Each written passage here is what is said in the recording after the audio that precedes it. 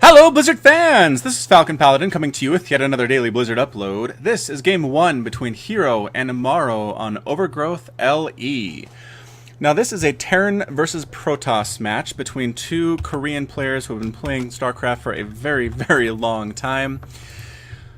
HerO in the bottom left is the pink Protoss.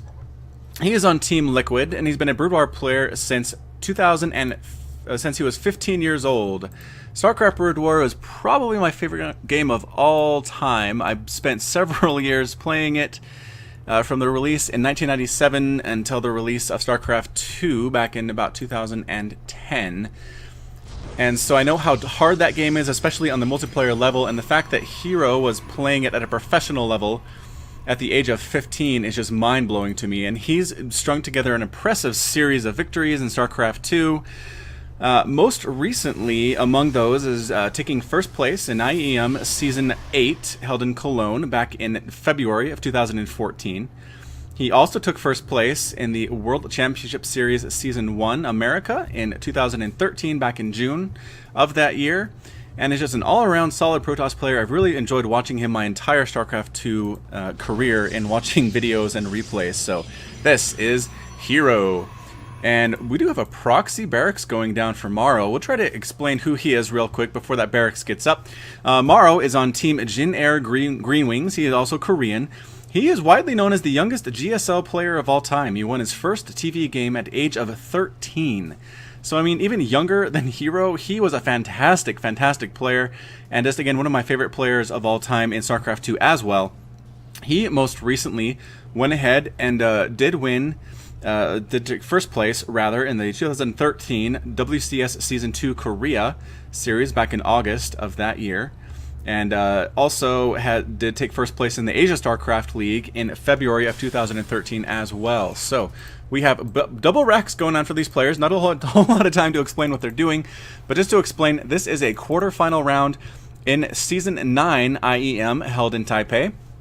We're backing up a little bit. My last series was a semifinal, but this is going to be from the quarterfinals. So we have Marines coming out at this point, an orbital command happening. Has this been scouted out by our Protoss player? And no, it has not. He has not scouted whatsoever. Here comes the scouting probe, but I think he's going to miss those barracks.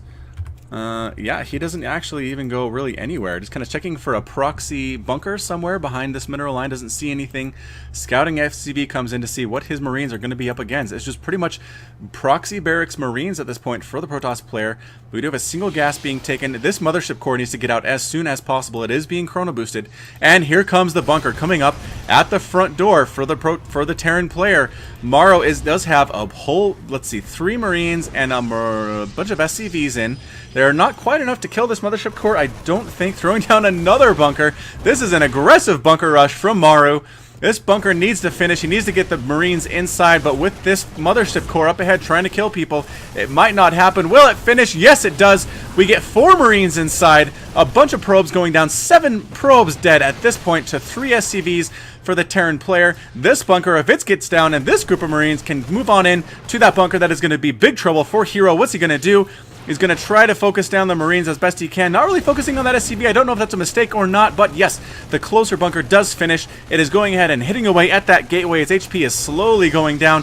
2 more Marines coming in, trying to take down this gateway, or this pylon rather, to unpower the gateway, and they do manage to do it.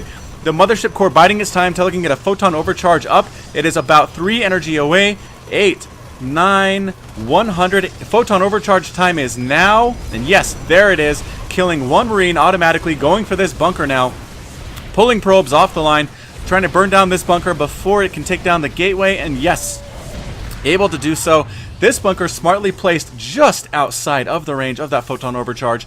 Maru knows exactly what he's doing, saying, alright, if I put a bunker here, the only thing that can hit me are stalkers, and I can actually equally range them with my Marines. So I'm going to put it here. If my forward bunker dies to photon overcharge, I can retreat to this bunker and I'll be safe. So amazingly smart play from Maru. What do we have? We're sending the barracks back home. It looks like the pressure's going to end for now. We did get replacement pylons to repower this gateway. But at this point, I just don't know if this is a great position for HerO to be in or not. It is one base to one base, although an expansion command center is going up for Maru. What can HerO do? He can't really get out this front door with this amount of stalkers. He probably needs 6 or 7 of them to fully get out, especially with an SCV repairing. There are 4 Marines, one of them hanging around outside. I'm not sure why he's not inside the comfy, cozy confines of this bunker that does have a Starcraft logo on it, which is actually really funny. Starcraft is an animated series created by Carbot. You can find them on YouTube if you just search for Starcrafts with an S at the end. And just really, really funny animations about situations like this, actually, that you'll find in StarCraft 2. So he's pretty great. And the bunker is going to go down. Yes, some excellent micro, though, from HerO with just 4 stalkers. Means he's able to kill the bunker. Another bunker, though, is up at the bottom of his ramp. And HerO's got to say, oh man, when is this going to end? What do I do? And in response, he's sending a mothership core up to do some scouting to see, is there an expansion being taken by the Terran player? I don't know, and that makes me very, very worried. Oh, he scouts on in and says, okay, there is no expansion. It is one base to one base. I'm not being out macroed here, which is an excellent sign for him. Although this command center almost has an orbital command, it's going to go ahead and lift off and probably take that expansion as soon as he can. Mothership core doesn't want to get too close. There are some Marines here able to snipe it down if it wanders too far into the Terran base. HerO sitting at the top of his ramp doesn't quite know what to do but deny that scouting SCV. Alright, you may have bunkered me, but you are not getting in to see what my tech choices are. It is a robo facility as well as Twilight Council researching Blink right now. These stalkers could say, okay, we're going to run past your bunker. You can do a quick pot shot on us, but oh no, actually we're going to come back and kill it now. I'm not sure, maybe to get a better concave he had to run out. Yeah, that's probably what the idea was. Standing on this ramp, only a few stalkers could fire, and they'd also be equally hit by the Marines. But coming out allows them to get a concave in this area.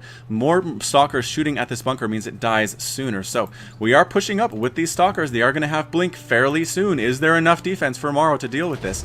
He does have a couple bunkers up. He has a Widow Mine. He has another bunker up over here. There are not really many safe places for the stalkers to blink up onto the edge with this mothership core providing vision. We'll have to see what he decides to do. Stalkers come in, say, okay, there is still no expansion. We know there is a command center, though, that the scouting mothership core did see that. So what are we going to do? Blink is up. Are we going to try to blink on up here? The mothership core is not anywhere near for that yet. Here he comes, or she comes. Mothership core coming up. The stalkers running right up the ramp, not using Blink, trying to take down SCVs at the back. There is a Marauder, though. Marauders hit hard, especially against stalkers, but the Marauder is able to escape with 21 hit points and having done a lot of damage to those stalkers. It's kind of a stalemate here. 2 SCVs have gone down. Income tab shows 28 to 26 Harvesters. Both teams are fairly equal on that. Expansion Nexus going down for HerO. Meanwhile, Maru cannot take his expansion. He needs to be able to break this pressure as soon as possible. I think he's going to be able to do it probably. Yes, he is getting a tank out and a medevac. He might try to drop HerO's base while simultaneously sieging these guys at the front with this tank. Yes, sieging up, and a shot's going to go off. Wham! Right on that stalker, who's on hold position, but he is forced to move by HerO. He says, okay, it might be time to go. Force field's off the ramp, moves out of range of that tank. Can he? Yes, exactly out of range of the tank. These players are so impressive, knowing exactly how far they can go before they die to something that has huge amounts of range.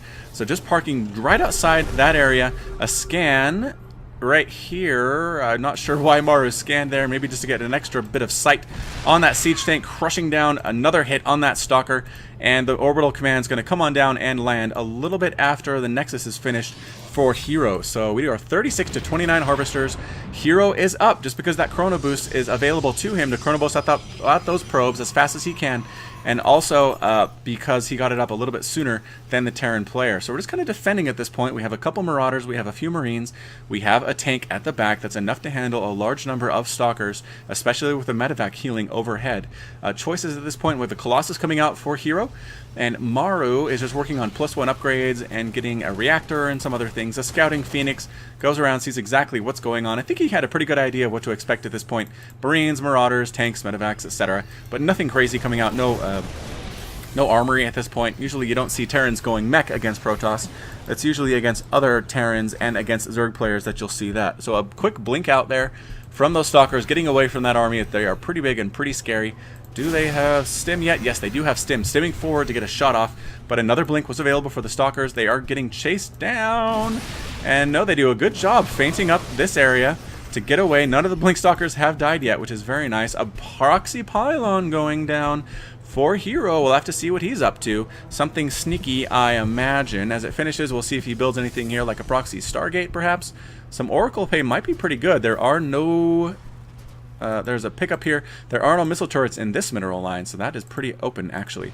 We're going to go ahead and actually drop siege tanks on the high ground over here. They are in range of these probes. 3 of them die in the initial volley. Good response time from HerO. Means he is able to get away most of these probes before they get vaporized by these tanks. But that Vespene Geyser is getting on lockdown. Photon Overcharge cannot reach over here, just barely out of range of these tanks. So frustrating for HerO. How can he respond to this? And he does respond by bringing in a Colossus, a whole bunch of Blink Stalkers, focusing down the tanks, and then getting out of there. He did take a few casualties, including a hallucinated Immortal, but it wasn't enough to get rid of the tanks, get rid of the siege that was laid on his proxy, or his expansion nexus here, and chase the army away. So excellent choice there by HerO, getting rid of that, blinking up to try to pick stragglers off, but not quite able to do so. Proxy Pylon still not really in use at this point. Scouting Observer, rather, not an Overseer. I've been casting too much Zerg lately. Scouting Overseer comes on in, sees exactly what is going on, and what he sees is what he expects. Nothing crazy. Putting a reactor on this factory, perhaps for Hellions or Widow Mines. I'm not sure what the exact choice will be, but we'll see what happens when that reactor finishes. Swinging on around to see if there's a third base, and there's not, but there is a probe who gets vaporized instantly. And the army's out at the front. This is kind of small compared to this army composition, especially with so many Marauders, as we see. They stem right on in. They're going to try to get that Colossus if they can. Chasing it down. Some pretty good force fields, forcing some choke areas for the Terran units to run through. Colossus doing good job microing backward. We have another Photon Overcharge coming up, sniping a lot of these things, and HerO is able to survive that charge from the Marines and the Marauders and the Medivacs. Again, Pylon not doing much at all. Observer at the front seeing exactly what is streaming out from the base of our Terran player. HerO and Maru both on 2 base at this point at the 16-minute mark. Upgrades from both players. Colossus for HerO, Marauders for Maru. Fairly standard stuff at this point. A third base now going down for Maru. As pretty much at the same time a third base goes down for HerO. So I say 2 base and immediately they take their thirds. So excellent timings. Another pickup on these Medivacs. Let's see where they're heading. We're going to follow them for just a little bit. Moving on in. Everybody's stimming on home, very afraid of the army that's coming up, but these guys are actually the real danger. If we can get in here, maybe kill a bunch of probes is the plan. Yes, getting right on in, a bunch of Marauders, sniping a whole ton of probes, sniping down buildings as they can.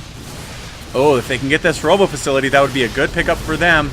And yes, they managed to get it, but a Colossus does pop out at the last second. Maybe wrong time, wrong place, Colossus. You're going to get picked off by these Marauders and Marines. Yes, and that was it. That's all Maru wanted to do. He wanted to pick off that Robo facility. He wanted to get out of there after picking up that Colossus, and he managed to do so. Also killed 7 workers. This is now 49 to 52 harvesters in favor of the Terran player. Another pickup here for Maru.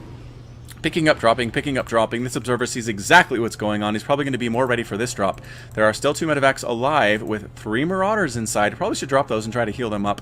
Not entirely sure what the plan is there. Yes, Widow Mines are coming out of that factory as I expected them to do. Still nothing on this proxy pylon. I'm not sure what the plan is there or if there was a plan. What do we have here? Another drop coming on in. A fairly large drop of 4 Medivacs dropping in. There are Stalkers here ready to go, though. They're going to go ahead and try to take down the Twilight Council. Maybe so there can't be any storms later in the game. I'm not sure what the plan is. Dropping Widow Mines at the front, an excellent choice. Widow Mine hit and misses, and perfect blink from HerO gets them out of there. And all the Stalkers are alive, which is not something Maru wanted to see. He's now swinging along the right side to try to take down this expansion. Well, most of the army is busy in the main. Can he do it? If we zoom out, comes in, snipes down that assimilator, and manages to get out before the army can respond. Immediately being rebuilt by HerO. Just fantastic times from both these players. Another drop on the left side, though, comes on and takes out a few more workers, trying to snipe some things down. The Widow Mine is just about to come out, and yes, it does explode. I believe it actually hit that Colossus, interestingly enough. You don't see that very often, is Widow Mines on Colossus. HerO has to know there are Widow Mines here. I'm not sure why. Oh, HerO calls the GG. He's taken too much economic damage. If we take a look at the income tab, it is 55 to 47 harvesters. He wasn't able to take his third base successfully, and a third base for Maru was up. HerO knows when the time to quit is, and he does fall in game 1. Maru now leads the series 1-0, and we are moving on to game 2. So, just fantastic back and forth play.